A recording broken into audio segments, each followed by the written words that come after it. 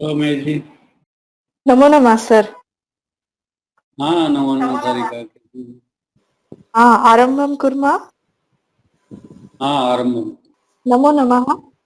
चरक अस्तु। संहिता अध्ययन अध्यापन तत्विद्या संभाषा इस उपक्रम के अंतर्गत अनलॉक चरक संहिता व्याख्यान की सीरीज में आप सभी का सहर्ष स्वागत।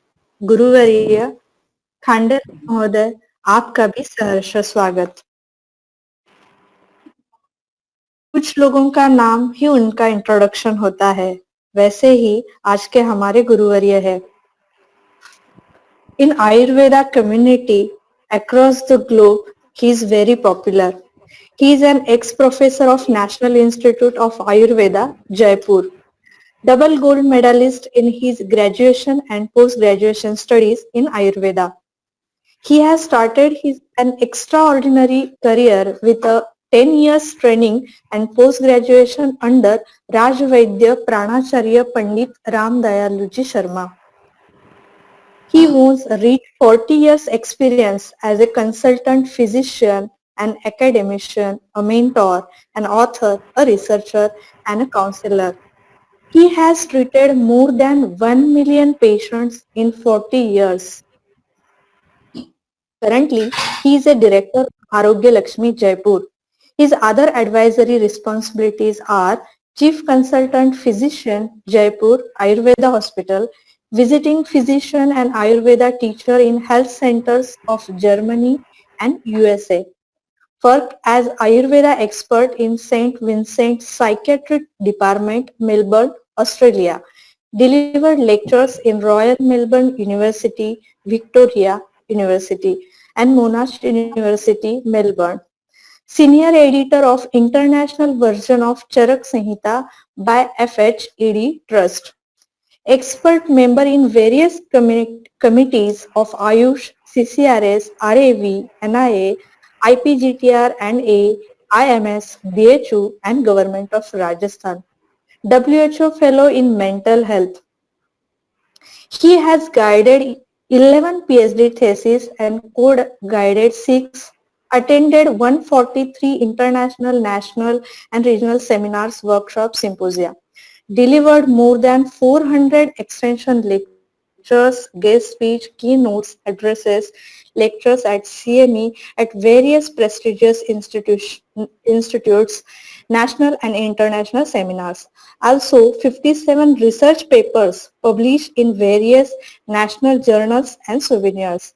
He has been recently awarded Vaman Datar Shastri Award in 2018 at Sangli, Maharashtra.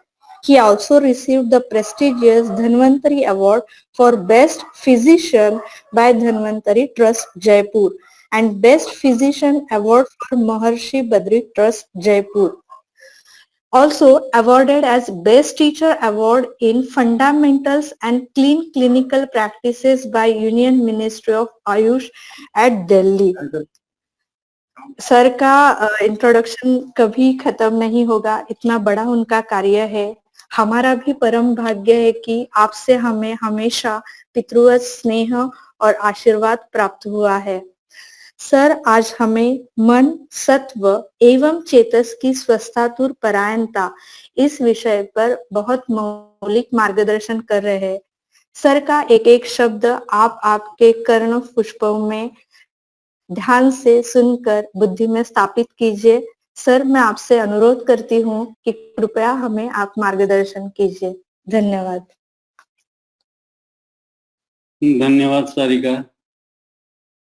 Mahesh ji, आप लोग हमारे अंतेवासी हैं और आप बहुत बड़ा काम कर रहे हैं कि करीब 200 लेक्चर्स को अरेंज करना एक फिजिशियन के लिए, और वो भी पूर्ण गृहस्थ सब घर के कामों को देखते हुए करना, ये बहुत बड़ा काम है।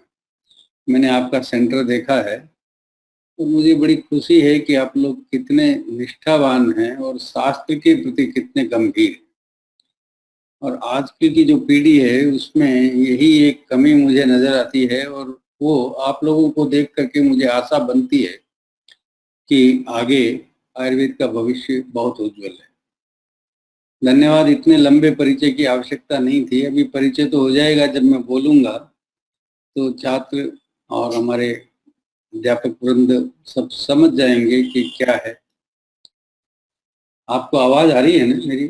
जी हाँ सर। जी सर। आपको स्लाइड दिखाई दे रहा है? जी सर।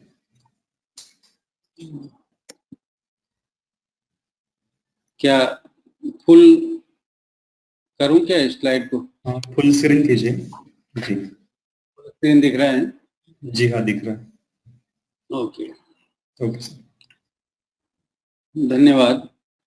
सभ्यः सद्गुरु वाक् सुधा श्रुति परिष्कृत श्रुति नस्मिवो नालम तोषयितुम पयोदपैषा नाम्भो निधिस्तृप्यति व्याख्या भास रस प्रकाशनमिदं तस्मिन् यदि प्राप्यते क्वापि क्वापि कणो गुणस्य तदसौ परिणेक्षणं दीयेत। प्रिय मित्रों, जो कुछ हमने गुरु चरणों में सीखा है वो आपके ज्ञान के संतोष के लिए पर्याप्त तो नहीं होगा, लेकिन फिर भी यदि आपको कुछ कण आपके जीवन के लिए उपयोगी हों तो मैं अपने आप को धन्य समझूं। थोड़ी देर के लिए बड़ी शांति से सुने। ये बड़ा गंभीर विषय है। दार्शनिक और योगी वो लोग भी मन के बारे में बहुत विस्तार से बात करते हैं, लेकिन उनका मन और आयुर्वेदिकों का मन ये एक भिन्न अवस्थाएं हैं। और यही मुझे बताना है कि मन को चिकित्सा करना हो तो उसको कैसे समझें। हमारे लिए बहुत बड़ा चैलेंज है। ये जो जनरेशन्स आ रही हैं, हम पिछले 50 साल से इस क्षेत्र में हैं। पहले ऐसी गंभीर स्थितियां नहीं थी। पहली बात तो ये है कि मानसिक रोग या साइकियाट्री के डिपार्टमेंट को डेवलप हुए ही 100 साल से ज्यादा नहीं हुए मॉडर्न में। और आयुर्वेद में तो ये डिपार्टमेंट अभी जो समझिए डेवलप हुआ ही नहीं।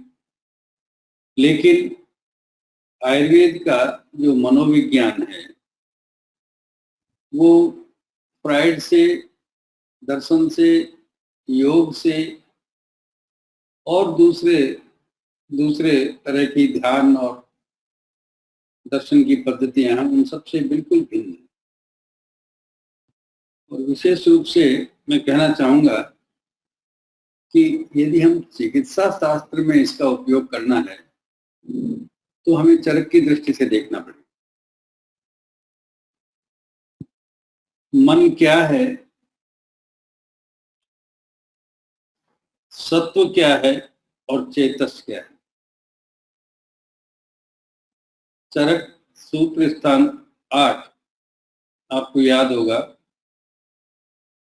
तो वहां चरक कहते हैं अपिच मना सत्वम चेतः इत्याहुरेके। मन को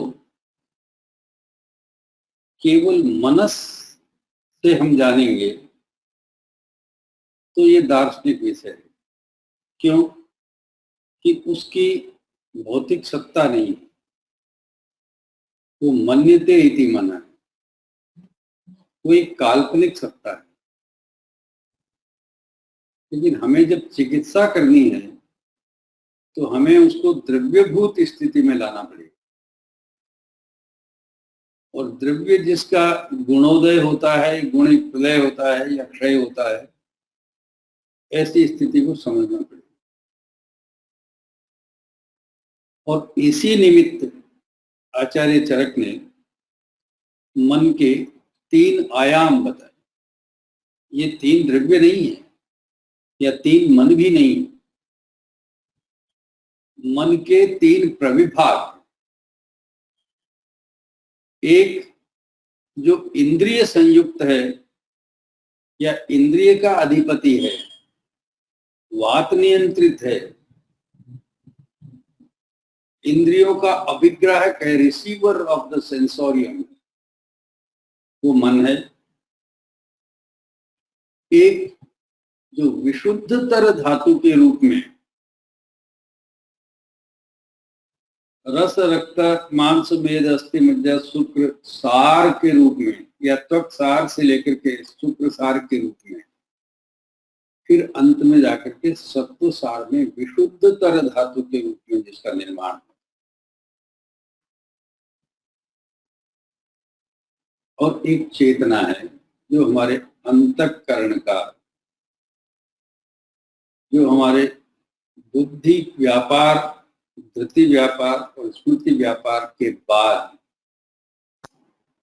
सत ज्ञान का कारक है, वो चेतस। तो एक तरफ आत्म संयुक्त चेतस है, दूसरी तरफ शरीर संयुक्त सत्व है, और इंद्रिय संयुक्त मन है। तो ये जो तीनों स्थितियां हैं, इन तीनों स्थितियों को आचार्य ने बहुत संक्षेप में लेकिन बहुत ही विशेष तरीके से लिखा। एक बार आप पहले अध्याय में जाइए, चरक सूत्र 1 दीर्घं जीविति अध्याय। कालार्थ कर्मणाम योगो ही निमित्याति मात्रक द्वयाश्रयाणाम व्याधिनाम त्रिविधो व्यतिक्रम। असात्मेन्द्रिय संयोग, प्रज्ञापराध और परिणाम, ये तीन दोनों प्रकार के शारीर और मानस उभयाश्रित रोगों के तीन आदि कारण। तो रोगों के जो सोर्स काल हैं वे मनपूर्वक ही रोग। एक बात और यहाँ स्पष्ट कर दूं कि आयुर्वेद में साइकियाट्री कोई अलग सब्जेक्ट नहीं है, या मनोविज्ञान अलग सब्जेक्ट नहीं है। शरीरम च सत्वम, सत्वम च शरीरम मनोविधि है। मन और शरीर दोनों संयुक्त रूप से इस जीवन व्यापार का निर्वहन करते हैं। शरीरेंद्रिय सत्वात्म संयोगो धारिणी, शरीर भी, इंद्रियां भी, मन भी और आत्मा भी, चारों का जो गुड यूनियन है, जो सुंदर समीकरण है, वह आयु का कारक है। तो इसलिए मन वहां अलग तत्व नहीं है। मन को हम अलग से देखते भी नहीं, और ऐसी कोई व्याधि भी नहीं है जिसको हम केवल मानसिक विकार। सभी विकार या तो मनोदैहिक है या देह मानसिक। हो सकता है कि वे प्रारंभ उनका शरीर से होता हो, अंत में मन को दुष्ट करते हो, या प्रारंभ उनका मानसिक रूप से होता है और अंत में जाकर के देह को विकृत करते हैं। तो सोमेटोसाइटिक, साइकिक और साइकोसोमेटिक दो तरह के विकार हमारे यहाँ हैं। तो असात्मेन्द्रिय संयोग, प्रज्ञापराध और परिणाम की बात कर रहा था मैं।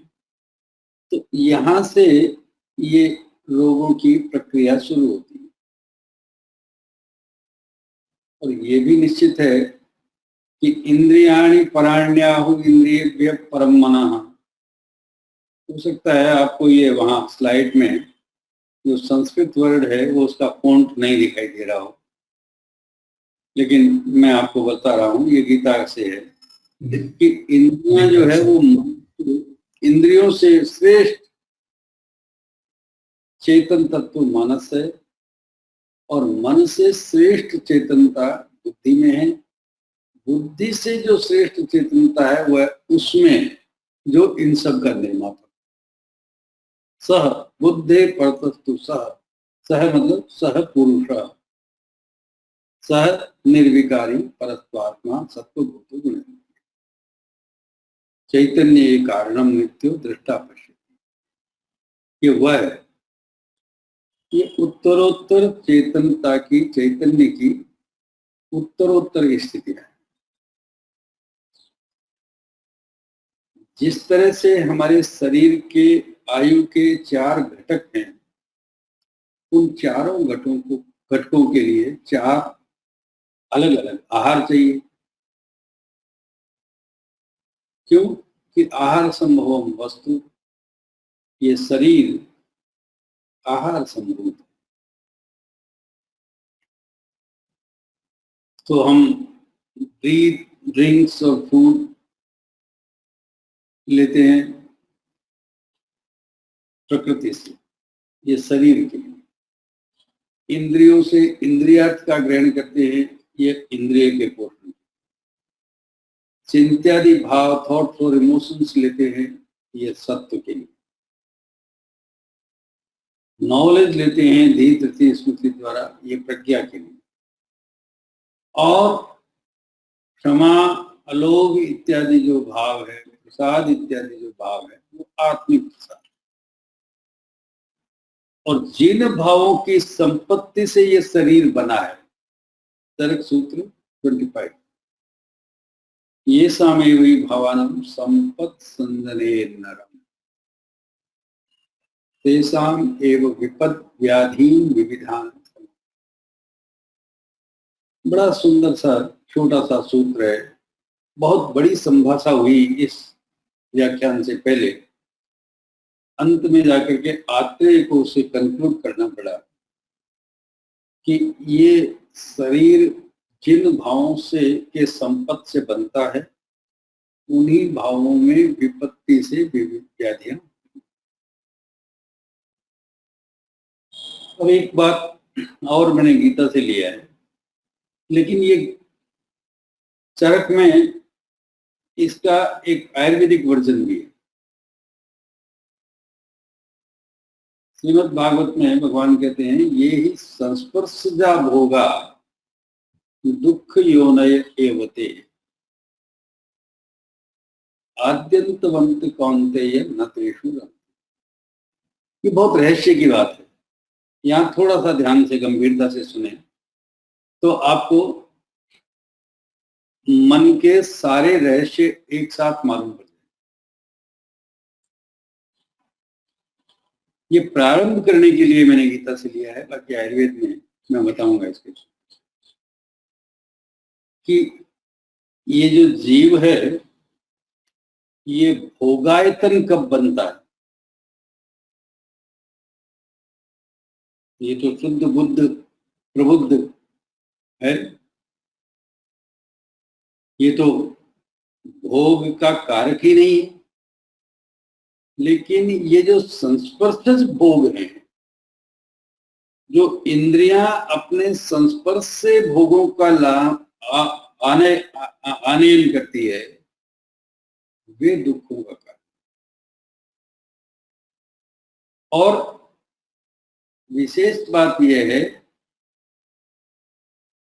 कि वेदना का अधिष्ठान ही स्पर्शनेन्द्रिय है।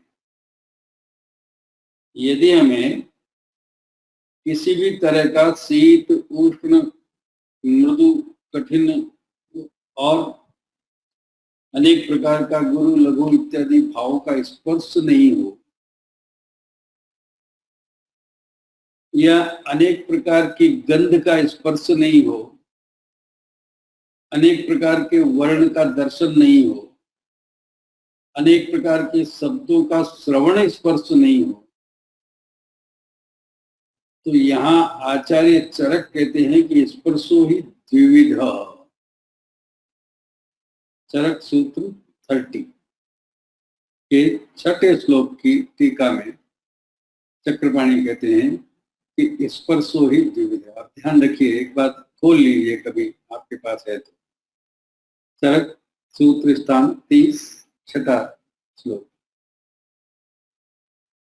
यद्धि स्पर्श विज्ञानम धारी यद्विद्या। पूरा life science depends upon the स्पर्श विज्ञान, the science of touch. Life is because of tactile science.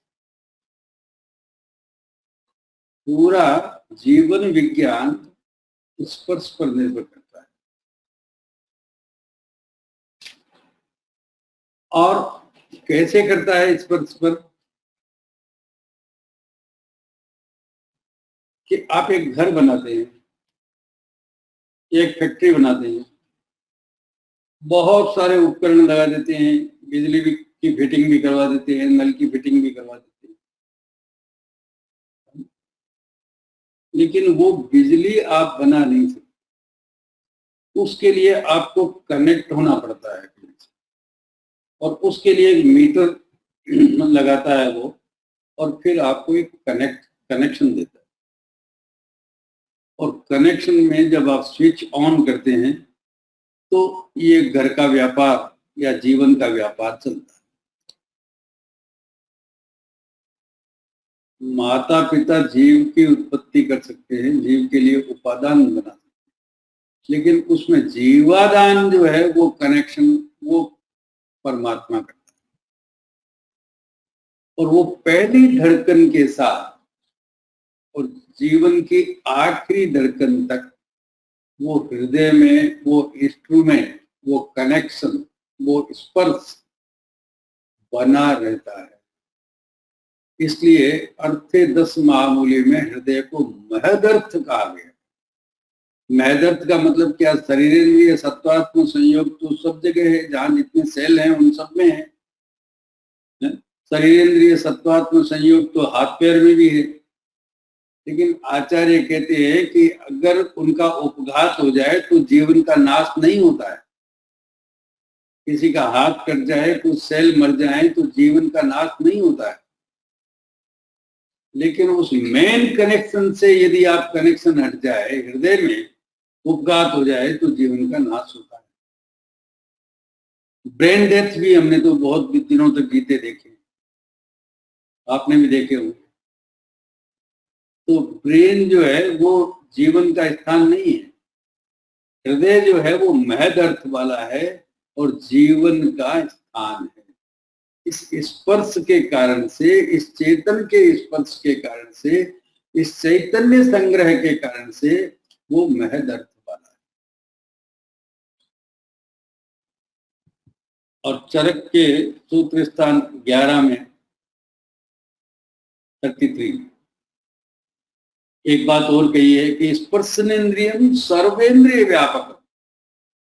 स्पर्शनेन्द्रिय जो है वो सभी इंद्रियों में व्यापक और चेतस समवायी। चेतस जो है वो उसमें समवाय भाव से रहता है, जो सुख दुख आदि का ज्ञान करता है। तो जो ज्ञान की वस्तु है वो चेतस है। ज्ञान का उपादान चेतस से, चेतना से होता है, चेतस से होता है।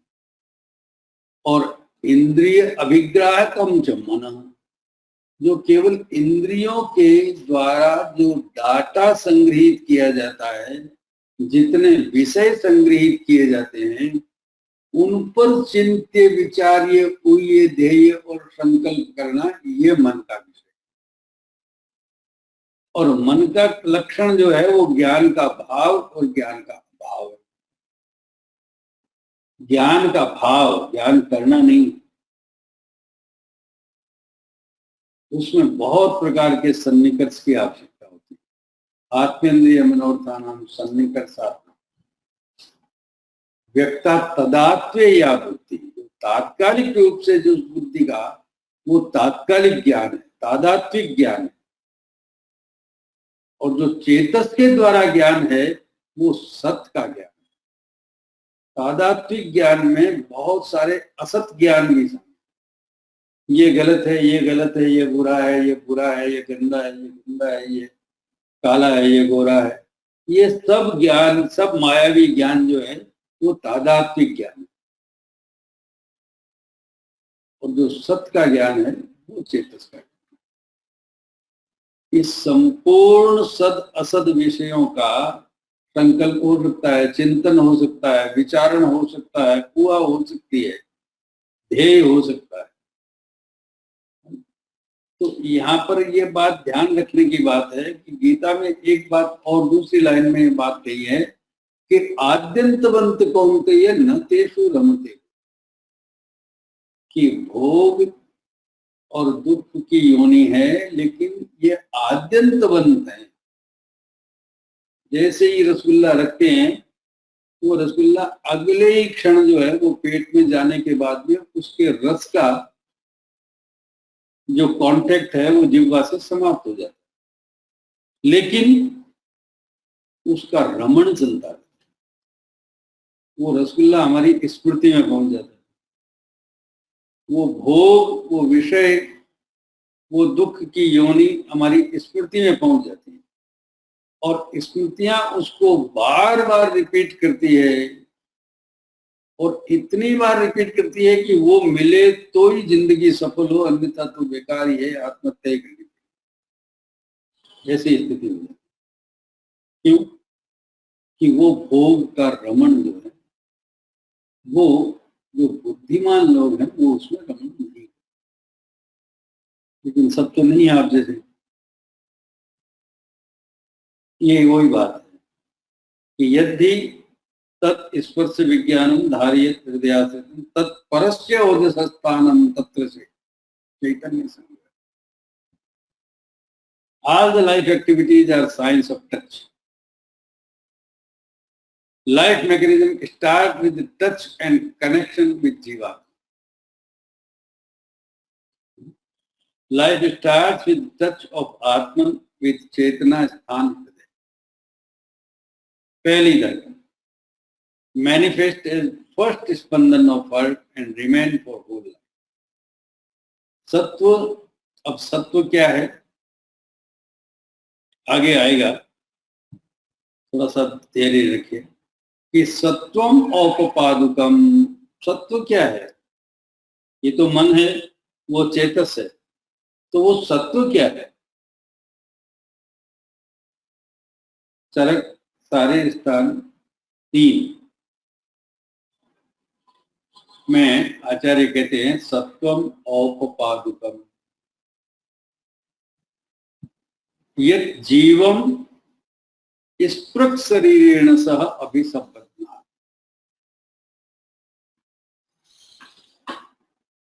सत्व वो स्विच है जो उस बल्ब और करंट के बीच को कनेक्ट या डिस्कनेक्ट करता है।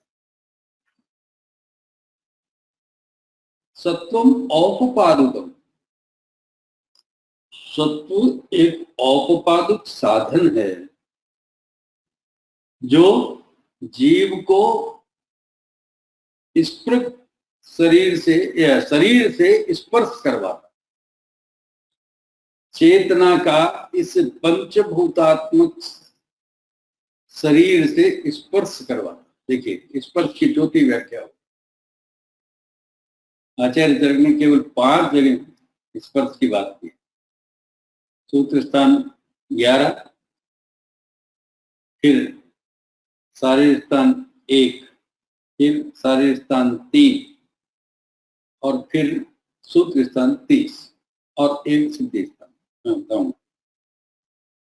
तो ये जीव का स्पर्श शरीर से, मतलब ये शरीर जो है ये तो मिट्टी है, ये तो पंचमहाभूत समुदाय, खादेय चेतना धातु है इसमें, मतलब पुरुष संज्ञक, वो चेतना वो है, वो धातु है। क्यों कि चेतना धातु रखी गई इसमें तो पुरुष संज्ञक है, अकेला चेतना धातु ही पुरुष है, खादी तो उसके उपलेप मात्र है। तो जो पुरुष संज्ञा है वो चेतना की है, जो जीव संज्ञा है वो चेतना की, और उस जीव का स्पर्श सत्व के माध्यम से शरीर से होता है। ये सारे स्थान 3 में लिखा है, सत्वम औपपादुकम ये जीवम स्पृक् शरीरेण सह अभिसंपन्ना यस्मिन् अपगमन पुरस्कृते। यदि वो सत्व नहीं रहता है तो शीलम अस्य व्यावर्तते,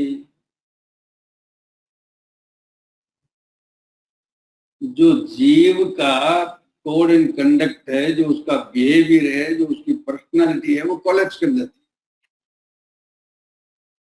भक्तिर विपर्यस्ते, उसकी इच्छा द्वेष भी जो है वो चेतना परक ज्ञानवान नहीं रहते। व्याध है आप्यायन्ते, अनेक प्रकार की व्याधियां होती। इंद्रिय उपतप्यन्ते, इंद्रियों का भी वही आहार है, इंद्रियां जो है वो उपताप में आ जाती हैं।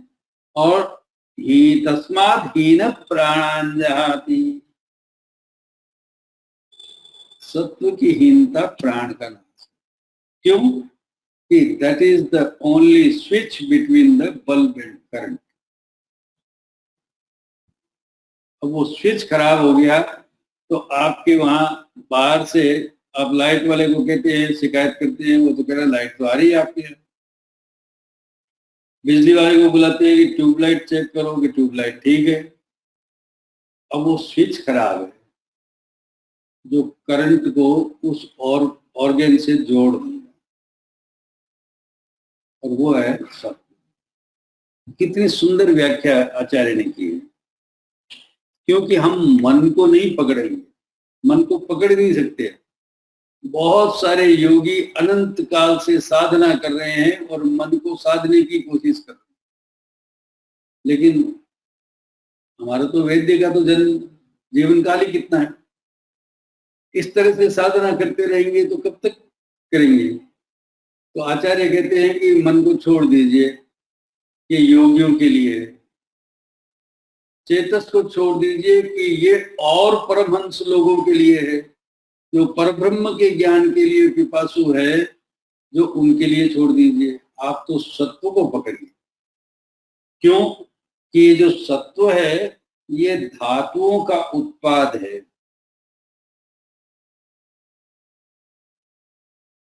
एक बात और समझ लीजिए कि धातु का, सत्व का अभिप्राय क्या है कि आपने स्कूल में पढ़ा होगा ना सब दिन। तो स्कूल में जो क्लास में सबसे इंटेलिजेंट बच्चा था, जो मेरिटोरियस था, उसको मॉनिटर बना दिया जाता, फिर एक स्कूल का मॉनिटर बना देते थे कि वो मॉनिटर जो है वो डिसिप्लिन मेंटेन करता है, और अगर टीचर नहीं आता है तो वो अपने ज्ञान से उन बच्चों को जो 40-45 मिनट उनको संभाल के रखता है। और वो मॉनिटर स्कूल का एक जनरल परफेक्ट या मॉनिटर होता है, उसको अपनी रिपोर्ट करता है। और वो स्कूल मॉनिटर की एक उपाधि ऐसी है कि वो प्रिंसिपल को रिपोर्ट करता है।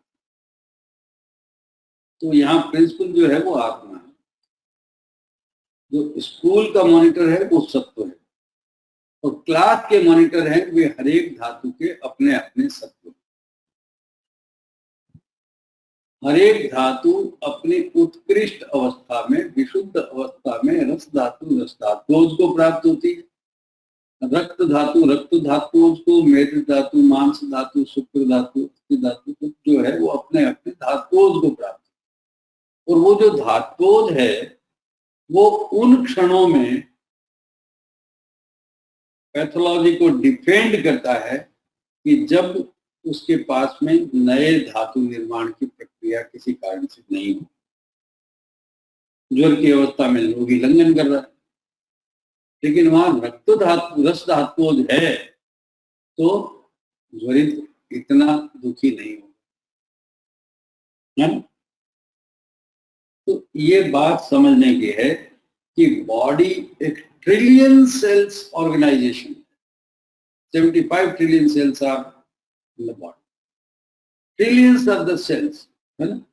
उस ऑर्गेनाइजेशन को ऑर्गेनाइज करने के लिए मॉडर्न ने एक अलग ढंग से व्यवस्था की कि सेल से टिश्यू बनाए, टिश्यू से ऑर्गन, टिश्यू जो है वो certain tissue makes the organ, organ makes the system, and system makes the body. हम थोड़ा दूसरे ढंग से कहते हैं, हम कहते हैं दूसरे उल्टे ढंग से कहते हैं। हम कहते हैं कि एक परम चैतन्य है अव्यक्त, वो क्या है कि हमें उस चेतना का कनेक्शन करता है। उस चेतना के कनेक्शन के बाद जो सत्व है, जो स्कूल का मॉनिटर है, वो क्या है कि बाकी सारे जो धातुओं के मॉनिटर हैं, जो स्रोतस के या धातुओं के मॉनिटर हैं, उन सबको मैनेज करता है, और वे सारे के सारे स्रोत अपने अपने तंत्र को वायु के माध्यम से, वायु तंत्र यंत्र धारा, एक होम्योस्टेसिस या साम्य की अवस्था का अनुवर्तन वायु के द्वारा किया जाता है। वायु करता है, लेकिन इन सब में वो ओज जो है वो उसका इंस्पायर है, वो उसका मॉनिटरिंग, वो उसका फाइनल फ्यूल। तो इसलिए ये सारी चीजें, अब ये जो वायर है वो क्या है, वो स्किन जो है वो माध्यम है। इसीलिए आचार्य चरक 11वें अध्याय में कहते हैं स्पर्शेन्द्रियम सर्वेंद्रिय व्यापक चेतस समवाय। अब इस चेतना का, इस ज्ञान का, इस मन का अभिवहन ये एक साथ अनेक विषयों का भोग मन कैसे करता है, वो एक एक करके ही करता है। एकत्व है मन में, लेकिन फिर भी वो स्पर्शेन्द्रिय में व्याप्त रहता है और स्पर्शेन्द्रिय सब में व्याप्त रहती है। इसलिए उसको एक साथ अनेक ज्ञान होती है। और ये जो स्पर्शेन्द्रिय है ये उस करंट का कैरियर, ट्रांसपोर्ट, वायर। तो रजस जो है वो उसका ऑन स्विच है और तमस जो है उसका ऑफ स्विच है। तमस निष्क्रियत्व है, अंधेरा है। रजस जो है वो क्रिया, और ऑर्गन्स आर द मशीन। और वह मशीन उस करंट से, जो सत्व के माध्यम से उस जीव के स्पर्श से शरीर को संचालित करती है। ये एक साधारण सी प्रक्रिया को आचार्य ने कई टुकड़ों में कहा है, इसलिए आपको समझने में दिक्कत हो सकती है, लेकिन ये प्रक्रिया बड़ी स्पष्ट है। अब आपके आगे मैं विकृति की बात करूंगा, तो यहां से विकृति शुरू होती है। गीता में फिर मैं एक उदाहरण देना चाहता हूं कि ध्यायतो विषयान, विषयों का ध्यान वही है कि विषयों में रमण, निरंतर विषयों का ध्यान करना, विषयों में रमण करना, उस भोग की इच्छा करना, उसमें अटक जाना, वो संग का कारण। वो जीवन की दूसरी प्रक्रियाओं को सस्पेंड करना है। सस्पेंशन ऑफ द लाइफ क्या है कि आप एक किसी विषय पर कंसंट्रेट होकर के उसी में स्टक हो जाए। आपका कंप्यूटर कभी कभी हैंग हो जाता है, वैसी प्रक्रिया बिल्कुल, कि आपने बहुत सारी इंफॉर्मेशन एक साथ जो है वो अगर कंप्यूटर से पूछ ली है जो उसके लिए सही नहीं है, तो वो हैंग हो जाता है। तो ऐसे ही बहुत सारे थॉट कंजेशन हो गया है ब्रेन में, बहुत सारा थॉट रस हो गया है, इमोशंस का फ्लो बहुत ज्यादा हो गया है, तो ब्रेन स्टक हो जाता है, कंफ्यूजन हो जाता है कि मैं क्या करूं, कहाँ जाऊं, कैसे करूं, कैसे करूंगा, ये करूं या वो करूं, कब करूं या अब करूं। ये सारी प्रॉब्लम्स कि ध्याय तो विषयान पुंस संगस्ते उसमें अटक, और संगात संजायते काम, जितना जितना अटकता है, जितना जितना उसमें टाइम इन्वेस्टमेंट करता है, उतनी उतनी उसकी लालसा, कामना, वो वासना बढ़ती जाती है, और वो पूरा नहीं होता तो क्रोध हो जाता है। और जैसे ही क्रोध होता है वैसे ही बुद्धि का लुम्पन होता है, मोह उत्पन्न हो जाता है, और बुद्धि के लुम्पन के साथ ही स्मृति का नाम। उसमें क्या आपका जाति है, क्या देश है, क्या कुल है, क्या ऑक्यूपेशन है, क्या आपका स्टेटस है, क्या आपका बिहेवियर होना चाहिए, सोशल स्टेटस आपका क्या है, वो सब ज्ञान परिज्ञान जो है वो समाप्त। और ये बुद्धिनाश का कारण है, और ये मेंटल हेल्थ के डिसऑर्डर का, मेंटल हेल्थ के डिरेलमेंट का कारण। ये आचार्य भगवान कृष्ण जो है वो दूसरे अध्याय में। अब एक बात और कि जहाँ आचार्य कहते हैं असात्म इंद्रिया संयोग से रोग, क्यों होते हैं असात्म इंद्रिया संयोग से रोग? असात्म इंद्रिया संयोग से रोग होने की क्या प्रक्रिया है? आज सारी दुनिया अब फिर से एक रिव्यू कर रही है कि रोगों का कारण जो है वो कुछ और है जो हमें पता नहीं। तब उनका ध्यान इस तरफ गया है कि इंद्रिय का अतिभोग, बहुत ज्यादा साउंड पोल्यूशन, बहुत ज्यादा विजुअल पोल्यूशन, बहुत ज्यादा एयर पोल्यूशन, बहुत ज्यादा जो है वो स्पर्श के सुख, और रात दिन ये टीवी और स्मार्टफोन और लैपटॉप और ये सब देखना बहुत सारे लोगों का कारण, क्योंकि एक साथ इस स्मार्टफोन से सारी इंद्रियों को आप अति योग कर रहे हैं या मिथ्या योग कर रहे हैं। क्योंकि इंद्रिया जो है this is the extended brain. इंद्रिय क्या है? ये ब्रेन का बाहर पड़ा हुआ हिस्सा है। ब्रेन तो बड़ा प्रोटेक्टेड है, लेकिन ब्रेन के कुछ ऑक्टोपसी हाथ हैं, पैर हैं, वो बाहर पड़े हुए हैं। और किस में? इस नेचर में, नेकेड, अनइंसुलेटेड, अनकवर्ड, अनप्रोटेक्टेड।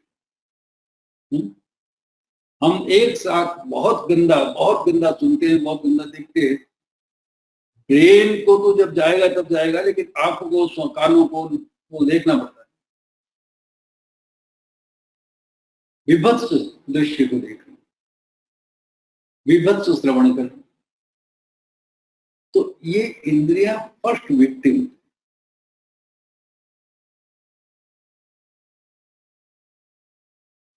पहला आघात जो है वो इंद्रियों पर, शरीर पर भी नहीं, इंद्रियों पर होता है। एक्सटर्नल एनवायरमेंट, इंद्रियां जो है वो आयु का घटक है, और इसीलिए आचार्यों ने इंद्रिय स्थान के 12 अध्याय लिखे, क्योंकि इंद्रियों की आयु शरीर की आयु से कम होती है, और इंद्रियों की आयु के द्वारा इस शरीर में अरिष्ट का ज्ञान किया जा सकता है। एक एक वर्ण, स्वर, परिवर्तन और पन्नग रूपी और ये सब जो अध्याय है वो इंद्रियों की व्यापत्ति के, और इंद्रियों की व्यापत्ति के माध्यम से ही हम ये पता लगाते हैं कि इसकी आयु कितनी शेष है। क्यों कि इंद्रियां तो चश्मा लगाने लग गया, दांत पे नकली लगा लिए, अब तो इसका स्किन का ट्रांसप्लांटेशन करना जो नया है, उसमें बहुत सारे लोग करवाते हैं, प्लास्टिक सर्जरी करवाते हैं, पूरे के पूरे जवान हो जाते हैं। तो इंद्रिय की आयु शरीर की आयु से कम होती है, इसलिए इंद्रियों को आयु का घटक माना। जबकि उसके 5-7 श्लोक छोड़ करके सत्वमात्मा शरीरं च त्रयमेतत् त्रिदंडवत्, वहां इंद्रियों को गायब कर दिया, और ये लिख दिया आचार्य ने कि यहाँ इंद्रियों को शरीर के अंतर्गत समझना चाहिए। तो वहां क्यों नहीं समझा आपने कि वहां आयु की बात, और आयु के निर्णय में इंद्रियां ज्यादा महत्वपूर्ण है। इसलिए आयु के निर्णय के लिए इंद्रियां शरीर का घटक है, और अधिकरण की बात जहां की है तो वहां सत्वमात्मा शरीर।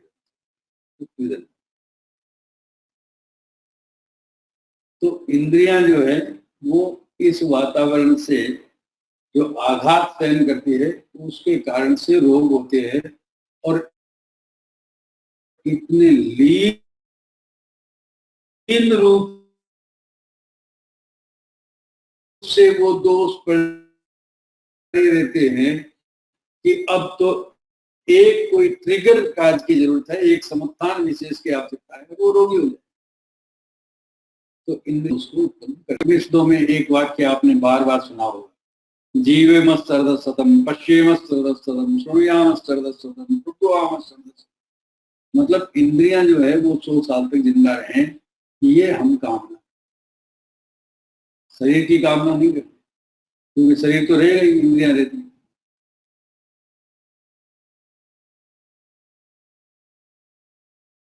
तो ये एक ऑपरेशन है।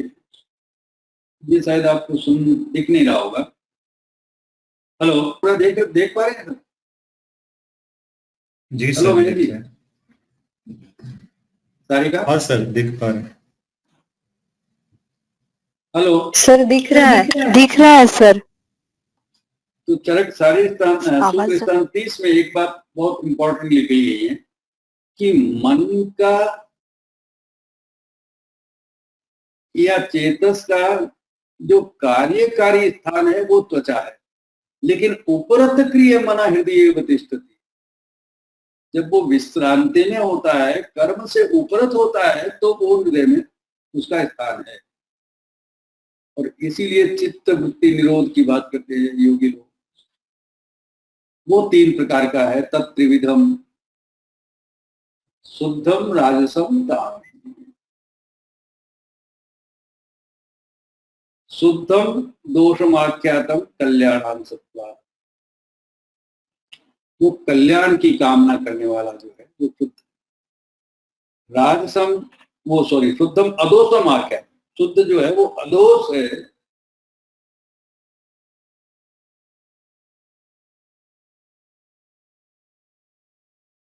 क्यों?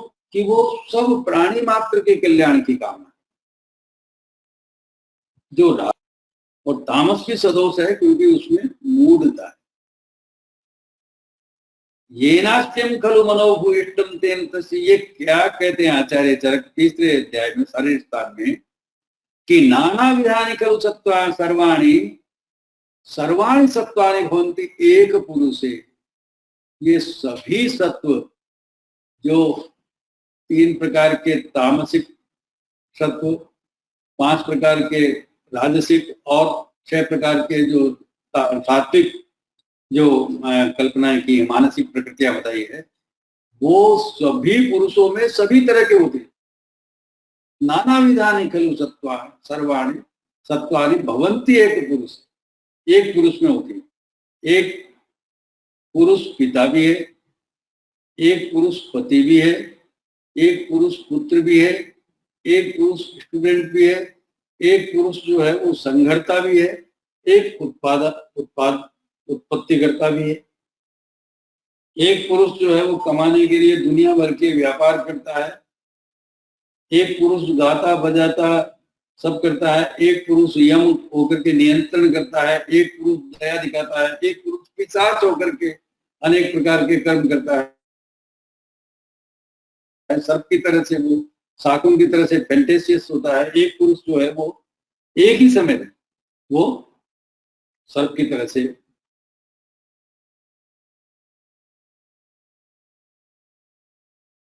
द्वेषी होता है। तो ये सब एक पुरुष में होते हैं, लेकिन एक काल में एक प्रकृति होती है। तो फिर किसी की प्रकृति का निर्धारण कैसे करेंगे? एकम तो प्रायो वृत्तिया है, वो जीवन के अधिकांश समय किस प्रकार की वृत्ति वाला है, उससे उसकी प्रकृति का निर्धारण होता है। आदमी को अपने जीवन के लिए सब तरह के रोल करने हैं, ब्रह्मा से लेकर के पशु तक, लेकिन वो जीवन के अधिकांश समय किस रोल में अपने आप को कंफर्टेबली और सबसे ज्यादा टाइम तक रखता है, वो उसकी प्रकृति होती है। येनाश्चम खलु मनोभूयिष्टम तेन तस्य प्रकृति, जिससे मन भूयिष्ठ, जिसका मन जिस भाव से भूयिष्ठ होता है वो प्रकृति होती है।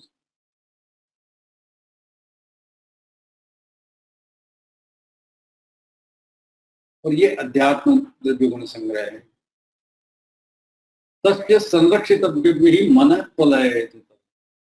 आपने सूत्र स्थान के 30वें अध्याय में देखा होगा, परिहार्या विशेषेण मनसो दुख है।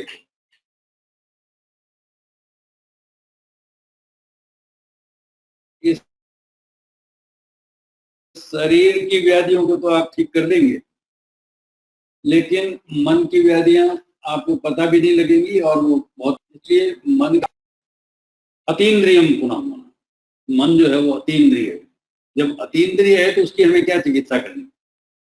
जो इंद्रिय भाव है, जो दृश्यमान भाव है, जो श्रव्यमान भाव है, जो स्पर्शमान भाव है, उन सबकी हम चिकित्सा कर सकते हैं। जो इंद्रिय से परे है उसकी हम कैसे चिकित्सा करेंगे? यद किंचित मनसो ज्ञेयम तत्सर्वम अर्थ संग्रह, इंद्रिया विक्रय कर्म करता है, वो विचार करता है। खादीन्य आत्मा मन कालो दिशा से द्रव्य संग्रह करता है, और फिर ये मन जो है ये देह से देह तक गमन भी करता है। मनोजवो देह मोपेति देह, लेकिन वो जो सत्व है वो देह से देह तक गमन नहीं करता है।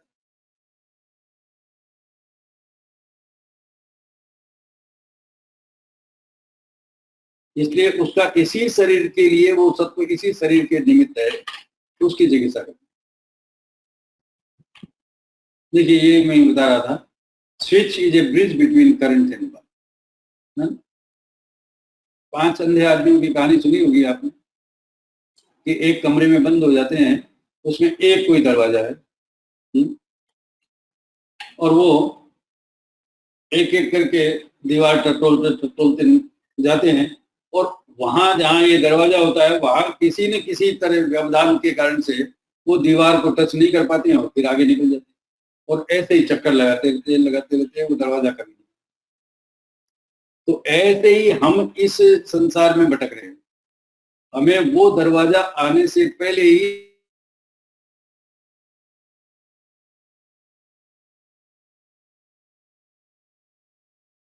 हमारा किसी न किसी तरह से आवृत हो जाता है मन, किसी न किसी माया से, मोह से आवृत नहीं करता। Throughout of your life you go to from wall to wall. हम दीवार के सारे सारे सारे सारे चल रहे हैं और वो दरवाजा नहीं खोलता। प्रेजेंस ऑफ द करंट है, लेकिन वो स्विच के ऑन होने के बाद, और सत्य जो है वो ये काम करता है। अब ये सत्वम औपाधिकम ये मैं पहले बता चुका हूं आपको समझ में आ गया होगा। सत्व is the switch between current and bulb, ये बात समझ में। अब चेतस क्या है? देखिए आप, इतनी सारी व्याधियां हैं, अब रोग की बात करेंगे थोड़ी देर में। इतनी सारी व्याधियों में चेतस की विकृति हम बताएंगे। दुर्बल चेतस स्थानम यदा वायु, चेतस स्थान दुर्बल हो और वायु का प्रकोप हो जाए। रसात्रिक चेतना वायु, सूत्र स्थान 24, विधि शोणितीय अध्याय। उसमें एक टीका देखिए आप, रसात्रिक चेतना वाही स्रोतो रोतो समुद्र। स्रोतस्थ क्या है कि एक क्लस्टर बनाते हैं। एक अकेला स्रोतस जो है वो किसी रोग को उत्पन्न करने में समर्थ नहीं होता है। तो रस वय स्रोतस, अत्रिक वय स्रोतस और चेतना वाही, ये तीनों मिलकर के एक क्लस्टर बनाते हैं और तीनों मिलकर के स्रोतो रोग उत्पन्न करते हैं। संन्यास आदि कारण रस है, मध्य कारण रक्त है, लेकिन अंतिम कारण जो है वो चेतनावाह है, स्रोत से। आप विधि शोणिती अध्याय पढ़े होंगे। विधि शोणिती अध्याय का पहला प्रारंभ ही यहाँ से किया है कि युनक्ति प्राणिनाम प्राण शोणित। प्राण वो रुधिर क्या है, शोणित क्या है? शोणित वो वस्तु है जो लाइफ का डिस्पेंसिंग करता है। किसको? कि ट्रिलियंस ऑफ द सेल्स को। ये सारी इतनी सारी सेल्स को युगपत सर्वतो अजस्त्र विक्षेपण करता है। कौन? रक्त। युनक्ति प्राणिनाम प्राण, प्राणियों को प्राण से योजना करता है, जोड़ता है। तो वो जो लाइफ मटेरियल है that is carried by the blood and dispensed to the each and every cell in one time. युगपत सर्वतो, entirely, नख से सिक तक, अजस्त्रम, constantly, सदा, for 100 years, for the whole lifetime. तो ये जो अविधि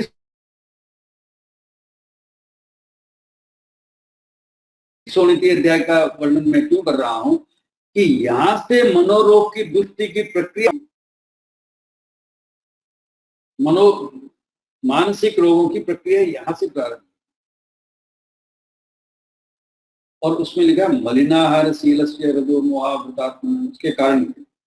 और आप एक बार फिर से जाइए उन्माद अपस्मार में और अतत्वाभिनिवेश में, चारों में ये कारण कॉमन है। मलिनाहार, असुचि आहार, ये एक कॉमन कारण है मानसिक रोगों का। क्यों? ये कारण क्यों है कि चक्रपाणी कहते हैं कि मलिनाहार इति मल एव उत्पद्यते। मलिनाहार उसको कहते हैं जो मलों का ही उत्पादन, मतलब धातु का ही उत्पादन नहीं करे तो धातु का सार कैसे उत्पन्न होगा? धातु का सार उत्पन्न नहीं होगा तो सत्व सार कैसे उत्पन्न होगा? और सत्व सार उत्पन्न नहीं होगा तो वो चेतना के साथ में जो स्पृह शरीर है, सत्वम औपपादुकम यद जीवम स्पृह शरीरेण से, वो कनेक्शन कैसे होगा? वो स्विच खराब हो जाएगा करंट और बल्ब के बीच।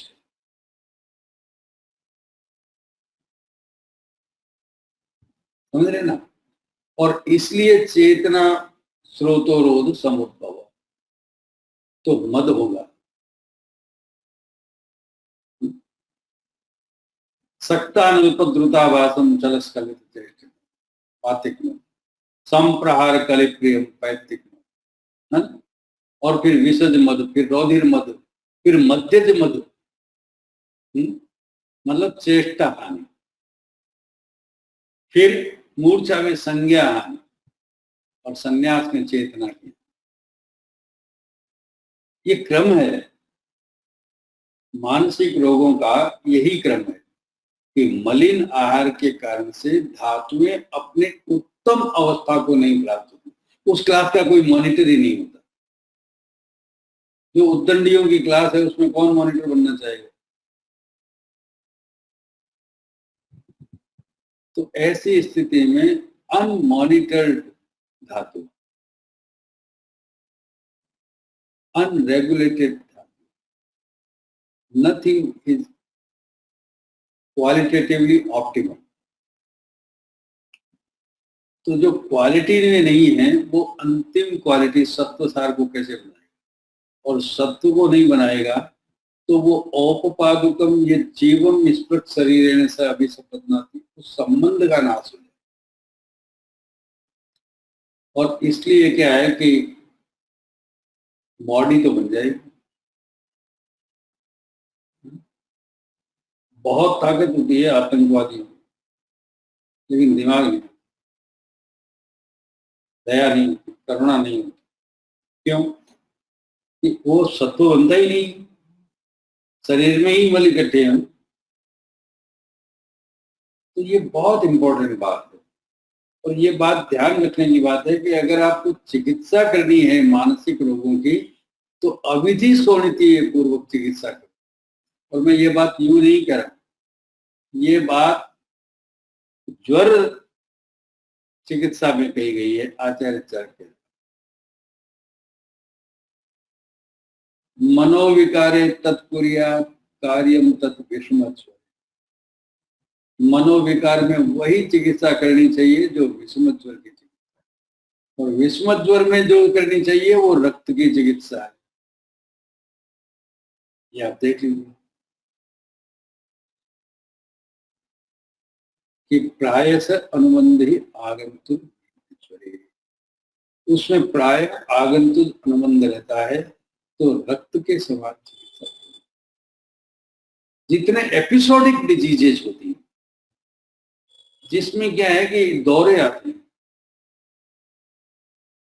ये सारी विषमत ज्वरों की समान चिकित्सा है, जिसमें संतत सतत अन्य कभी होता है, कभी नहीं होता है, कभी बिल्कुल ठीक हो जाता है, कभी फिर हो जाता है, उन्माद अपस्मार में कभी ठीक होता है, कभी नहीं होता है। तो ये सारे वैषम्य हैं, और वैषम्य की कारण रक्त है, और रक्त का कारण चेतना है, और चेतना का कारण वो लाइफ का डिस्पेंसर है, और वो रक्त ही एक ऐसी उस कुल्या है जो समस्त केदारियों को तर्पण करता है, ट्रिलियंस ऑफ द सेल्स को लाइफ डिस्पेंस करता है।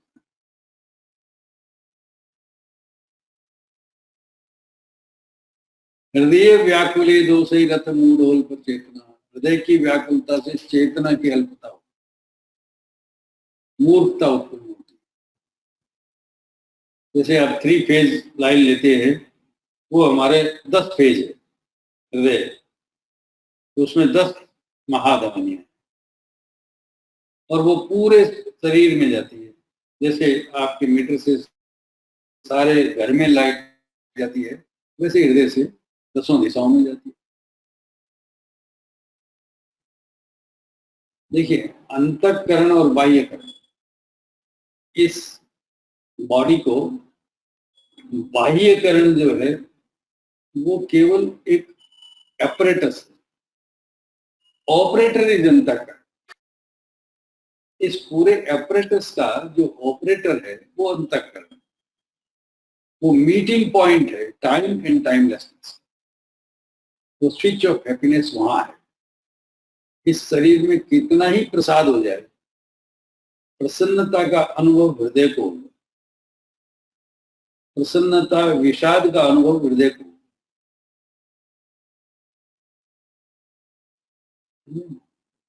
तो अंतःकरण जो है that is operator of this bodily apparatus. ये बात आयुर्वेद ने बहुत महत्वपूर्ण तरीके से कही, उसको हमें समझना चाहिए। अब एक बार मैं फिर से थोड़ा संक्षेप करता हूं, कंक्लूड करता हूं कि मनस्तत्व और चेतस से component of life along with union of शरीर, इंद्रिय एंड आत्मा, कंपोनेंट ऑफ लाइफ, और इनका बहुत अच्छी यूनियन, गुड यूनियन। और अधिकरण और पुरुष जो है वो शरीर और आत्मा सत्व के साथ में, और जो सभी धातुओं का एसेंस है, सारभूत तत्व है, वो सत्व है। ये जो त्रिगुणात्मक सृष्टि है, इसका कारण ही वो मन है।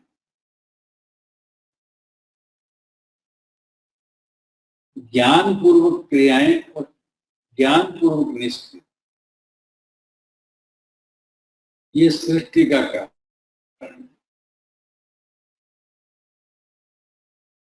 मतलब किसी चीज का बनना और बनने के बाद में रुक जाना, जो उसका फ्रेम है उसके अंतर्गत रुक जाना। ये शरीर का एक फ्रेम है। इस शरीर में हर एक सेल का एक फ्रेम है, टिश्यू का एक फ्रेम है, ऑर्गन का एक फ्रेम है, और सिस्टम का एक फ्रेम है, और पूरे शरीर का भी एक फ्रेम है, और पूरी सृष्टि का भी एक फ्रेम है,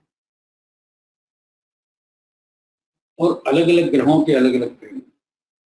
तो उसमें उस फ्रेम में कोई चीज का बनना और बनने के बाद में उसका रुकना, ये दोनों क्रियाएं ज्ञान पूर्वक, मतलब सत्व संयुक्त रज के कारण से ज्ञान पूर्वक क्रियाएं होती है, और सत्व संयुक्त तमस के कारण से ज्ञान पूर्वक क्रिया निरोध होता है।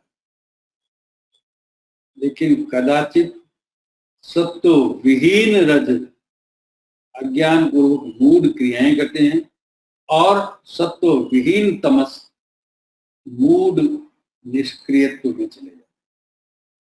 और मानसिक रोगों का यही कारण मैं अभी बता।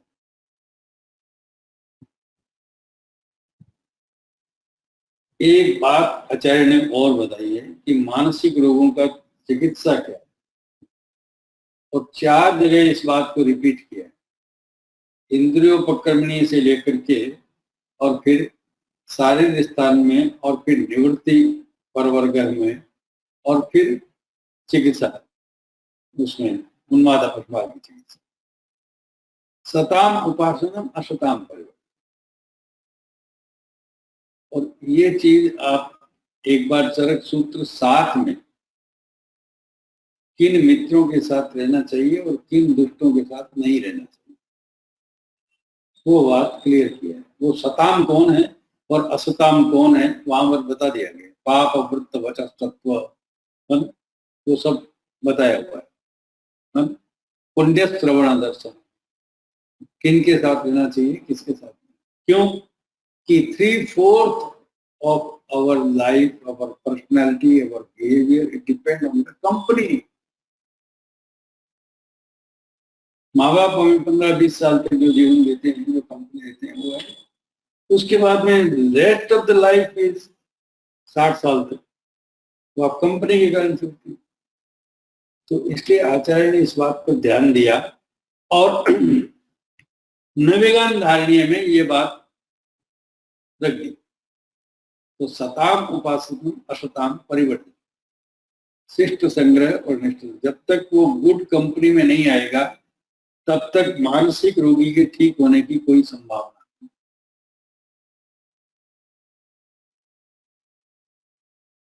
अब एक बात मैं आपको थोड़ा सा बता दूं कि ज्ञान का प्रोसेस क्या है, नॉलेज प्रोसेस क्या है। सबसे पहली बात तो यह है कि मान्यते मन की आवश्यकता क्या है, कि जानने के लिए मानना बहुत आवश्यक है। अगर किसी चीज को जानना तुरंत तादात्म्यिक क्रिया नहीं, जानना बहुत लंबी प्रोसेस है। लेकिन क्या जानना है, इसके लिए एक मानना। अगर आपको जीरो की वैल्यू जाननी है तो सबसे पहले you suppose the zero value of zero is 2, है ना। अब आप क्या है कि उसको सॉल्व कीजिए कि 2 है या नहीं। तो जानने के लिए मानना जरूरी। Believing is the basis of the knowledge and believing is because of the मनस। मान्यते, मन केवल मानता है, और believing is the basis of knowing, और knowing is the basis for learning. सीखना, जानने के बाद सीखना, और learning is the basis for practising. अभ्यास, निधिध्यासन, और practising is the basis of elimination of पाप, सत्य का ज्ञान। विवेकानंद भी यही बात करते। देखिए, वो मैं एक बात कहना भूल गया कि एपिजेनेटिक मैकेनिज्म आपकी कंपनी से इंप्रूव हो सकता है। Everyone have the good and bad genes, लेकिन बैड जीन्स जो है वो सप्रेस्ड रहते हैं जब तक आप गुड कंपनी में रहते हैं, और गुड जीन्स प्रोवोक हो जाते हैं और बेटर और बेस्ट हो जाते हैं यदि आप गुड कंपनी में। तो हर एक में बेटर और बेस्ट और गुड जीन्स की पॉसिबिलिटी है, और वो बैड, वर्स्ट और वर्स्ट की सप्रेस करने की कैपेसिटी है, लेकिन उसको चाहिए कंपनी। क्यों कि ये एपिजेनेटिक मैकेनिज्म। और दूसरी बात कि बिलीविंग मेक्स डेस्टिनी, ये विवेकानंद कहते हैं कि believing is the basis of the knowledge, knowledge is the basis for action. आप ज्ञान के बिना तो क्रिया कर ही नहीं सकते, और एक्शन मेक्स द हैबिट्स, वो आपके आदतें बनाता है। Habits make the character and character makes the destiny. जब चरित्र बनता है तब भाग्य, प्रारब्ध बनता है तब कर्म का दुगना फल। ये नॉलेज प्रोसेस क्या है कि इंद्रिय आपको डाटा कलेक्ट करती है। चिंत्य विचार्य कोई ध्येय संकल्प जो है वो रेगुलेशन ऑफ थॉट्स करता है चिंत्य। फिर विचार्य में सर्कमस्पेक्शन, लॉजिकल डिस्प्यूटेशन कि परिस्थितियां क्या है। हर एक परिस्थिति में हर एक बात को देखना ही सही और गलत का निर्णय करना है कि उसने मेरे को ये कहा लेकिन उस टाइम परिस्थितियां ये थी। ये विचार है। सर्कमस्पेक्शन, सर्कमस्टांसेस के बीच में उसको विचार करना। कोजिटेशन, लॉजिकल स्पेकुलेशन, उसमें तर्क क्या है कि इसने सही किया या गलत किया, अच्छा है या बुरा है, आज अच्छा है कल अच्छा होगा, या आज अच्छा है कल बुरा होगा, ये सब हुआ ध्येयम, स्पेकुलेटेड नोशन, क्या होना चाहिए, क्या होना होगा, ये स्पेकुलेशन और कन्विक्शन। चलो ठीक है, अब मैंने तय कर लिया है, ये करना है संकल्प, और संकल्प पर एवं सृष्टि, संकल्प से सृष्टि होती है। ये देखिए आचार्य कितने अच्छे ढंग से मन के 5 विषय, जैसे इंद्रियों के 5 विषय हैं वैसे मन के 5 विषय, ये नॉलेज प्रोसेस चल रहा है। अब समम बुद्धि रही पश्यति,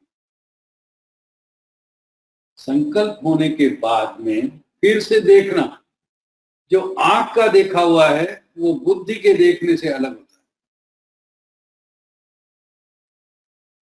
है। जो नेत्र का दर्शन है वो क्या है कि इंस्ट्रूमेंटल विजन, बुद्धि का जो इंटेलिजेंट विजन। एक गुरु देखता है, एक शिष्य देखता है, एक पेशेंट को तो सभी देखते हैं, लेकिन गुरु को कितनी बात मालूम पड़ती है और शिष्य को कितनी बात मालूम पड़ती है, नए आदमी को कितनी बात मालूम पड़ती है, पुराने आदमी को कितनी बात। वो विजन जो है वो इंटेलिजेंट, तो वो समम बुद्धि रही पश्चिम, when you balance your intellect तब दिखते हैं, और फिर निश्चय होगा, अफर्मेशन, गुड बैड, हित अहित, प्रिय अप्रिय, नित्य अनित्य, इन सब का निश्चय होगा। और निश्चय होने के बाद व्यवसाय होगा, व्यवसाय आत्मिका रेस्पॉन्स, क्या करना है, कैसे करना है, किस तरह से करना है, आंख से करना है, हाथ से करना है, इशारे से ही काम चल जाएगा, या बोल के करना पड़ेगा, या कोई 2-4 लपड़ लगाने पड़ेंगे, क्या करना पड़ेगा, टूल डिसाइड करना। गति नियमात्मिका, गति जो है वो रेगुलेशन करती है, नहीं नहीं अभी नहीं करना, समय आएगा तब, अभी सही समय नहीं, तो कंट्रोल करती है। और स्मरणात्मति, रिविलेशन, कि नहीं देखो तुम उस जाति, उस देश, उस काल, उस कुल के आदमी हो, इस स्टेटस के आदमी हो, तुम्हारे लिए ये कभी भी करना ठीक नहीं है, और उसके लिए उसने किया तो उसकी तो जाति देश का, ये कोड एंड कंडक्ट बताना कि what is your status, you do it with your status, या पिछली बार ऐसा किया था तब तुमने क्या देखा था, ये भी मैं बता देता हूँ। अब भी तुम उसको इग्नोर करो तो तुम्हारी मर्जी, पिछली बार तुमने ये किया था उसका रिजल्ट ये था, तो ये स्मृति। फिर उसके बाद में सत असत विवेक, अब यहां पर वो बात आती है, देखिए आंख के देखे हुए और बुद्धि के देखे हुए, बुद्धि के जाने हुए और चेतक के जाने हुए में भी कोई, बुद्धि जो है वो बहुत सारा कचरा जानती है।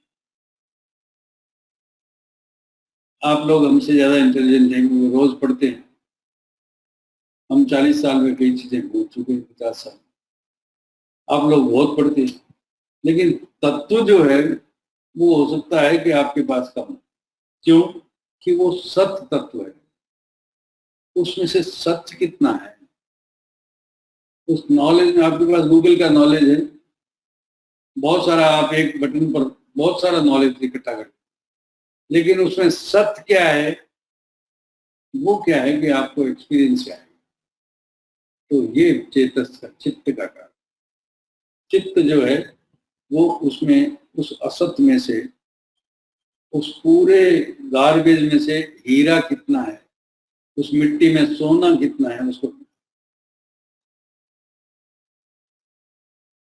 और ये substantial pure form of the knowledge, और ये जो सत्य है ये प्योर नॉलेज को इंडिकेट करता है, और उससे आनंद होता है, उस कचरे का आनंद नहीं होता है। एक चीज आपने आज जानी है, तो चरक सूत्र स्थान 30 के लास्ट में कहता है अद्रव्य भूति तत्व, जिस समय आपने पाया कि अरे हाँ ये तो ये है, तो उस टाइम देखिए कैसी खुशी होती है।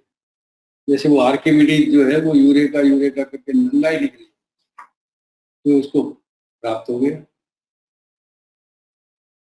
The bliss of enlightenment. अब आचार्य एक बात और कहते हैं, आप यहाँ तक पढ़ करके समाप्त होते हैं। ये तो है अन्न से आनंद की स्थिति, लेकिन आचार्य कहते हैं आनंदस्तु द्विविधा। आनंद ये दो तरह का है, समष्टि आनंद। ये आनंद यदि आपका लिमिटेड, आपका पर्सनल है, तो ये जीव का आनंद है। और आनंद आपको सृष्टि में बिखर गया है, पूरी सृष्टि आनंदमय है, तो आप ही ब्रह्म है बस। तो ये जीव की अन्न की आनंद तक यात्रा नहीं है, जीव की ब्रह्म तक की यात्रा। और इसीलिए आचार्यों ने वहां पर पशु को ब्रह्म तक पहुंचने की एक विज्ञान बताया। सारे स्थान, सॉरी विमान, सारे स्थान वहां पर वो वास्तव सत्व, सॉरी वानस्पत के सत्व से शुरू होता है। एक अंकुरण, जैसे बीज उगता है, वैसे क्या है कि एक पुरुष उत्पन्न होता है माता और पिता के बीच से। और मछली की तरह से एक छोटे से कुंभ में, वूम में, गर्भाशय में, वो मछली की तरह से छोटा छोटा तालाब चलता रहता है। और जैसे ही वो बाहर आता है, वो चारों हाथों पैरों से, दोनों हाथ दोनों पैरों से पशु की तरह से पास हो सकता, और फिर वो थोड़ा उड़ने लगता है, फिर वो बिल बनाने लगता है, फिर वो पिशाच और राक्षस और आसुर की तरह से शक्तियां ग्रहण करता है। फिर उसके बाद में गंधर्व और यम अप्सर बन जाता है। फिर दयावान हो जाता है, फिर वो आर्ट्स विद्याएं पढ़ता है, और फिर वो ब्रह्म की तरफ। तो ये एक क्रम है, सब्लिमेशन है, अपग्रेडेशन है पुरुष का। तो आपको मानस रोगी को देखते हुए इस बात का ध्यान देना चाहिए कि at what status he is now. वो अभी वनस्पति जैसा है जो केवल खाता है और बढ़ता है, उसमें कोई संज्ञा ही नहीं है। मछली की संज्ञा उससे अधिक है, लेकिन वो एक घर तक सीमित है। और पशु की संज्ञा उससे ज्यादा है। सर्प शाकुन इत्यादि की संज्ञाएं और भी ज्यादा है। असुर प्रसाद की संज्ञाएं और भी ज्यादा है। तो कितनी कितनी चेतना है, ये आपके लिए चिकित्सा का विषय है।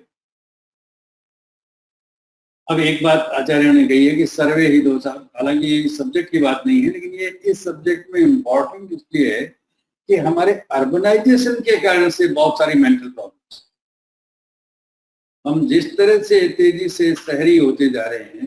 हम गांव के आदमी थे और गांव में ऐसी कुछ बात नहीं थी, सभी माँ बाप थे, सभी भाई बहन थे, हमें पता ही नहीं था ये मेरा है या उसका है। लेकिन जैसे जैसे हम शहरी होते गए, परिग्रहवादी होते गए, वैसे वैसे समझते हैं। और दूसरा एक कारण है धर्म। शहरी का एक तरीका ये होता है, उसके कारण से बहुत सारी व्याधियां। दूसरा कारण अधर्म। ये हेस्टी अर्बनाइजेशन ने देश काल जलवायु दूषित कर दिया, जैसा कि अभी हो रहा है। पूरा पैंडेमिक इसी कारण से हो रहा है। और इसका कारण क्या है कि लाइफ नहीं, स्ट्रगल हो गया था। Living become war. क्यों कि most harmful tendency developed in the hasty urbanisation is competitive. हमें शहर ने बताया, हमें इस दुनिया ने बताया कि तुम्हें गला काट प्रतियोगिता है वहां। तो ठीक है, हम गला काटने की सीख गए थे। गला काटने के लिए तो वार करना पड़ता। और everything is fair in love and war. फिर अधर्म कुछ है ही नहीं। जब गला ही काटना है तो इससे बड़ा अधर्म क्या होगा? तो ये अधर्म हो गया, तो अधर्म से रोग हो गए। तो मेंटल डिसऑर्डर्स क्यों, किसको नहीं है? देखिए, मेंटल डिसऑर्डर्स क्या नहीं है, वो बात कि मेंटल डिसऑर्डर्स वो नहीं है जो क्या है कि कभी कभार होते हैं। जो सबको होते हैं, सबको डिप्रेशन होता है, सबको एंजाइटी होता है, सबको जो है वो गुस्सा आता है, सबको एंगर होता है, सबको पैनिक होता है, सबको फियर होता है,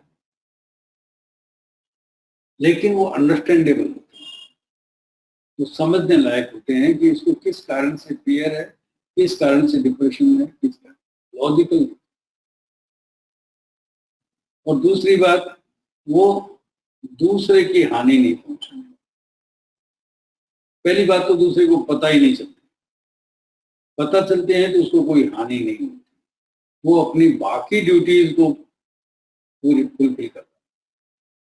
तीसरी बात कि वो थोड़े टाइम के बाद में, एपिसोड के बाद में बिल्कुल नॉर्मल लाइफ भी। तो how much time he remains normal, और कितना जल्दी वो नॉर्मल सी पर कम बैक हो जाता है, अगर वो ऐसी क्षमता है उसमें वापस सामान्य होने की, तो ये मेंटल डिसऑर्डर नहीं। लेकिन धीरे धीरे एक स्थिति ऐसी आती है कि जब वो लंबा एपिसोड पैनिक का या डिप्रेशन का या एंजाइटी का होता है, और छोटा एपिसोड जो है वो नॉर्मल सी का होता है, और एक स्टेज तो ऐसी आती है कि जब नॉर्मल सी हो ही नहीं पाती। He lost the ability to come back at the normal. तो ये मेंटल स्टेटस जो है, मेंटल डिसऑर्डर, ये धीरे धीरे इस तरह से, everyone is vulnerable to the mental disorder.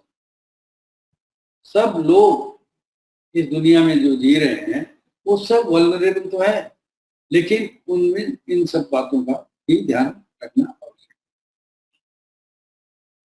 ये तो हो गया। अब आयुर्वेद में क्या बताया, हमारे चरक में क्या बताया, वो कहते हैं उत्कृत उत्पत्तिर जन्मा वृद्धिर आप्यायना उपप्लवो दुखागम षड्धातु विभागो वियोग मोहेच्छा द्वेष कर्म मूला प्रवृत्ति और प्रवृत्ति। ये क्रम है कि मूड इच्छाएं और मूड द्वेष, ये वे रोगों का कारण। प्रसादे सर्व दुखानां महानिरस्य और विषाद रोग। चलिए, मूड इच्छाएं और मूड द्वेष क्या होता है? देखिए, इस शरीर में प्राण और अपान का एक रिदम चलता है। प्राणापान समान समोकृत्वा पचाम्यन्न चतुर्थ। इस शरीर का ये है कि जो बेस्ट वर्स्ट को लेना है, नेचर को लेना है और बेस्ट में कन्वर्ट करना है, और जो कन्वर्ट नहीं हो सकता है उसको अपान के द्वारा मोक्ष कर देना। प्राण जो है वो आदान कर्म करता है, अपान जो है वो मोक्षण कर्म करता है। और शरीर का या स्रोतस का जो कार्य है अयन मोक्ष श्रोतान से अयन मुखानी मल प्रसादा के साथ होता रहता है। लेकिन यदि किसी कारण से जो मोक्षणीय है मल है वे शरीर में रह जाए और जो अयनीय धातु है वो बने ही नहीं, तो यहाँ से रोगों का कारण।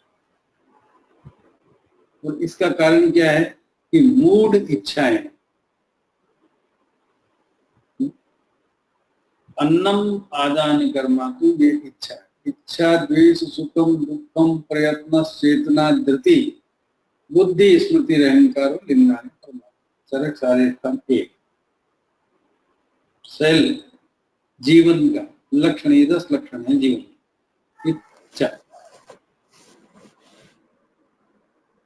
सबसे पहले कोई जिंदा है तो वो इच्छा करेगा कि ऐसे में लेट सकती, कुछ खाने की इच्छा।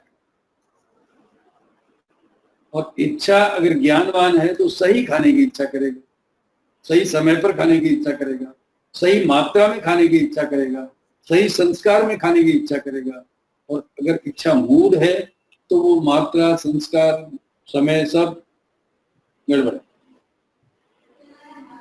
तो यहां से प्रॉब्लम शुरू होती है।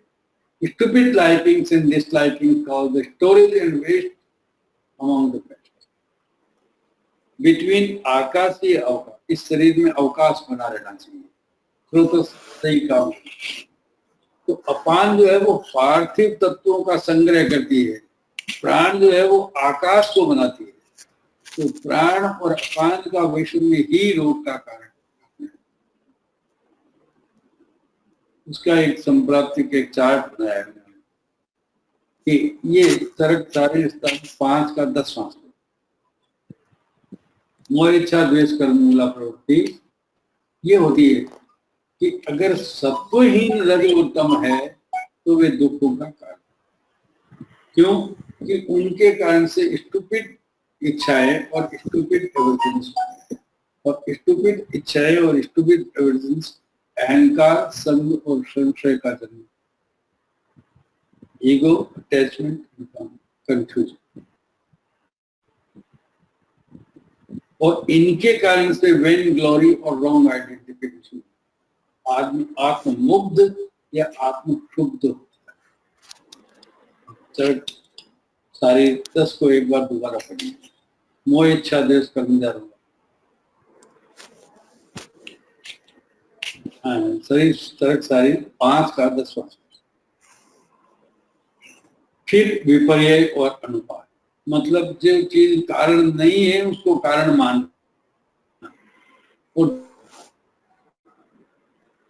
जो उपाय नहीं है उसको उपाय मान। ये कुछ मेंटल डिसेबिलिटीज होती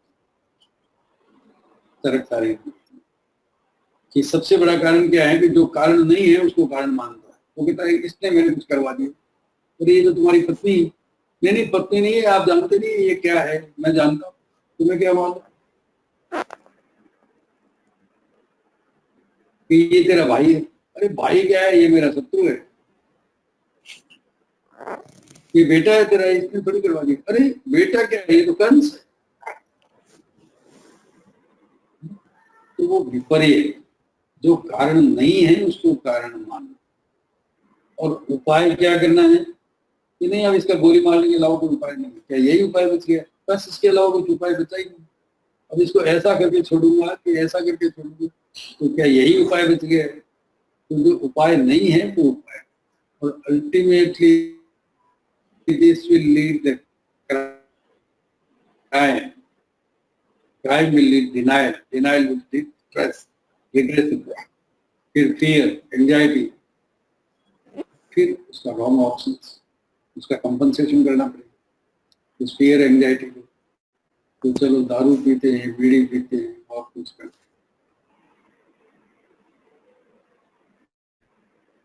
फिर मूड डिसऑर्डर्स होंगे। तो total this will disturb your personality and behaviour, and this is उन्मादम पुनर्बुद्धि संज्ञा ज्ञान स्मृति भक्ति शील चेता आचार विभ्रम, इन सबका विभ्रम जैसा होना चाहिए एक पुरुष में जिस स्टेटस में, वो नहीं है। तो इसके कारण से ये रोग होते। मॉडर्न में ये सारे मानस रोग बताए हैं, लेकिन मॉडर्न के जितने भी DSM-4 में रोग हैं वो चरक का एक सूत्र जो उन्मादन पुनर्मनोबुद्धि आचार विभ्रम में आ जाता है। अब सही से देखिए, क्योंकि ये सब वही डिसऑर्डर। प्रॉब्लम केवल इतनी है कि उनको नाम नहीं है। जैसे मॉडर्न में क्लास्ट्रोफोबिया, ये फोबिया, दुनिया भर के फोबिया के नाम है, दुनिया भर के एंजाइटी के नाम है, दुनिया भर के पैनिक डिसऑर्डर, सारे तरह के मेंटल डिसऑर्डर्स के नाम देते हैं। लेकिन नाम से क्या होता है? उसमें संज्ञा की हानि है, चेष्टा की हानि है, आचार की हानि है, भक्ति की हानि है, इच्छा की हानि है, या फील की हानि है, क्या है? उसका गाइडिंग फोर्स क्या है जिसको हमें करेक्ट करना है? क्योंकि name has no meaning and meaning has no name. विकार नाम कुछ लोग नहीं दिया। अगर आपको उसका कॉन्स्टिट्यूशन पता है, उसका राउट पता है, उसका ट्रिगर काजेज पता है, तो नाम जान करके भी क्या करें? और ये नाम पता लग गया और ये सब पता नहीं है तो क्या होगा? तो इसलिए नाम नहीं है हमारे पास में, लेकिन इसके बावजूद इसके लिए बाद में ये चिकित्सा सूत्र कि सताम सेवन, पहला कि good company and aversion of the bad company, वायु का नहीं। सबसे बड़ी बात यह है कि वायु का नहीं। वायु का अनुलोमन बहुत सारे मानसिक रोगियों में बहुत आरामदेह। क्यों? कि वायु नियंता प्रणीता चक्र।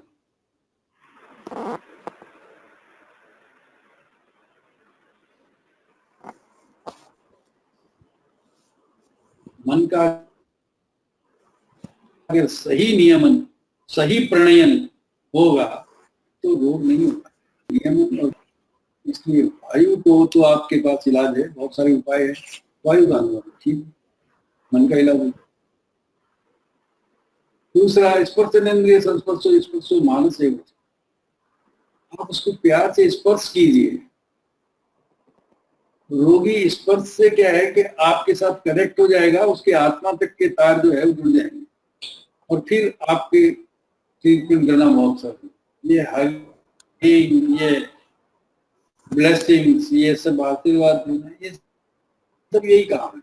और जितने भी ये हमारे पंचकर्म के स्नेह छेदन के उपाय हैं वो सब स्पर्श है और उसको बहुत आराम देगा। निश्चित रूप से आपको बहुत ही साइकोटिक, एंटी साइकोटिक मेडिसिन की जरूरत नहीं कर सकती। फिर ओज की रक्षा की, वो बहुत इंपॉर्टेंट चीज है। जैसा कि मैंने बताया, वो सत्व धातु की क्वालिटी को इम्प्रूव की। प्रॉब्लम क्या होती है कि मानस रोगी हो जाता है, उसको खाने के लिए बचा खुचा जो कुछ भी है वो भी खाता रहता है और हम भी वही देते हैं। उसका खाना थोड़ा बेटर की, उसको बेटर सत्व बनाइए। फिर अगर उससे काम नहीं चलता है तो रसायन दीजिए, क्योंकि रसायन जो है वो लागू पाएंगे। सस्ता नाम रसायन, जब सस्त प्रशस्त धातुएं बनानी है, सत्व बनाना है तो रसायन दीजिए, बाजीकरण दीजिए, क्योंकि वो हर्ष प्रीति और जनन करने हृदय की सुरक्षा की। बुद्धे निवासम हृदय, क्योंकि बुद्धि का निवास हृदय होती है। अगर आप रोगी को द्राक्षा या कोई ऐसी टेस्टी चीज देते हैं तो रोगी जो है वो बहुत आराम से ठीक हृदय हो। फिर उसको पूरे झंझटों से बचाइए। अगर रोगी आपके पड़ोस में कोई झगड़ा है, देश में कोविड फैल रहा है, इतना आतंक फैल रहा है, तो कोई भी कैसे स्वस्थ रह सकता है? तो उसको बाकी वातावरण से थोड़ा अलग कीजिए, उसको इन सब सर्कमस्टेंशियल जो इफेक्ट्स है वो उस पर नहीं आए। तद्विद्य से स्पेशलिस्ट की सेवाएं नहीं, वेग मोक्ष टाइम पर करवाइए और धारणीय वेगों के धारण करवाने की आदत है। हिताहारोपयोग कीजिए, रक्त का शोधन या प्रसादन कीजिए, क्योंकि रक्त बहुत बड़ा। इंद्रिय के पोषण के लिए गंधादि का उत्तम जो विषय है, योग करवाइए। ब्रीदिंग के प्योरिफिकेशन के लिए प्राणायाम, माइंड के प्योरिफिकेशन के लिए ध्यान, इंटेलिजेंस के प्योरिफिकेशन के लिए reading books, good books, memory को प्योरिफिकेशन के लिए मनन चिंतन, ईगो के प्योरिफिकेशन के लिए सर्विस, सेवा। अब रोगी को रोगी मत मानिए, उसको सेवा कार्य में लगाइए, दूसरे रोगियों की सेवा में। जो सर्विस से ईगो प्योरिफिकेशन, सेल्फ के लिए साइलेंस, मौन भी करवाइए। थॉट प्योरिफिकेशन के लिए गुड कंपनी, वेल्थ प्योरिफिकेशन के लिए डोनेशन, डोनेट करवाइए। आपकी फीलिंग के प्योरिफिकेशन के लिए लव एंड सरेंडर। जो लेप, शिरोधारा, गंध द्रव्य इत्यादि जो करना है वो कीजिए। और अंत में मैं आप सब लोगों का धन्यवाद करता हूँ, बहुत समय लिया। These are the thoughts are your own if you agree, and these thoughts are mine if you love me. Thank you, Sarika. Thank you, Mahesh ji. धन्यवाद सर। नमो नमः। धन्यवाद सर, बहुत ही सुंदर हुआ व्याख्यान। धन्यवाद। मन निर्दोष है तो ही सब ये ज्ञान रहेगा इस बुद्धि में। और कोई प्रश्न है, शंकाएं हैं? समाधान तो हाँ। नहीं कर पाऊंगा, लेकिन शंका तो सुन ही ले। हाँ। हाँ, बताओ। जी धन्यवाद सर। कुछ क्वेश्चन बाद में आते हैं तो मैं आपको फॉरवर्ड करती हूँ।